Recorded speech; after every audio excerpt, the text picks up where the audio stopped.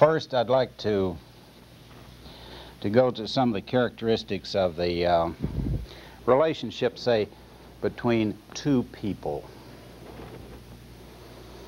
It is impossible for any two people to engage in any kind of task or activity without one being impinged by the other. There are all kinds of things that come up in which one has to give way to the other. So that this is so in any family system, two-person system. And then when you make it into a multiple-person system, there are a lot of variations of this same thing. Let me put up a diagram of, say, an intense two-person system. And this would be characteristics, say, of a husband-wife.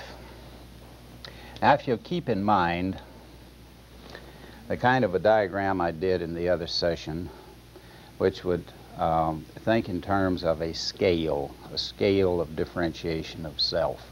People lowest on the scale have very little self. Their self sort of fuse into the selves of those about them.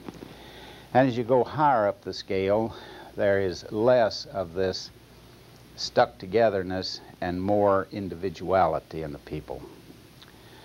Here would be one with an example of a kind of interdependence in an intense twosome husband and wife.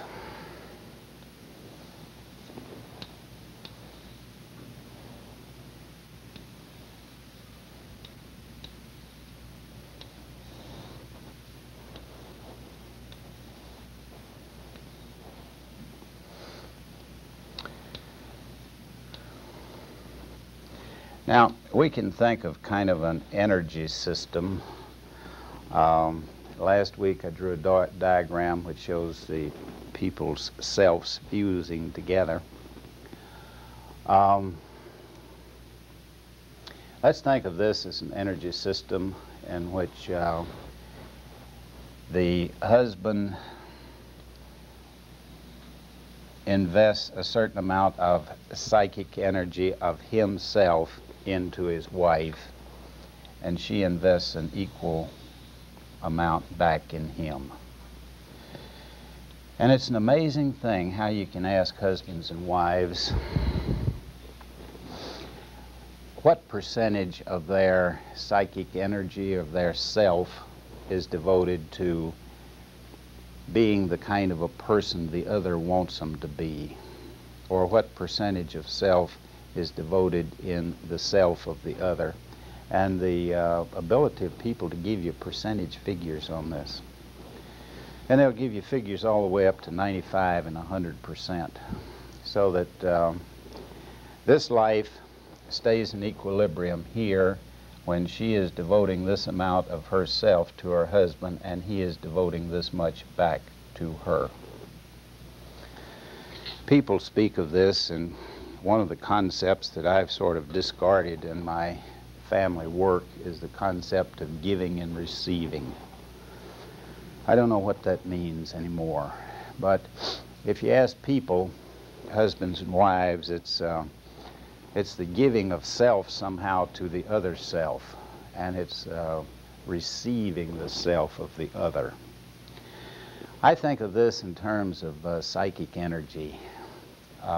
Thinking time, anything from positive to negative, thinking energy, fantasy energy, action energy, the devoting of oneself to another self. Well, as long as two people can do this, and they each, quotes, meet the needs of the other, then everything's fine. Fine. This is an idyllic, a wonderful relationship.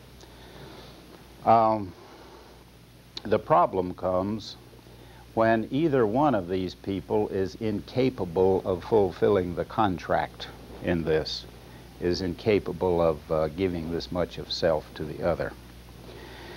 Actually, I've seen husbands and wives in which the goal, I remember one in which the husband said his goal was to be able to give all of himself to his wife. And the wife sort of had the same goal. I mean, this was devoting all of self to the other. Well, if one devotes all of self, I don't know how one would diagram it here. I mean, it's then how much self does one have?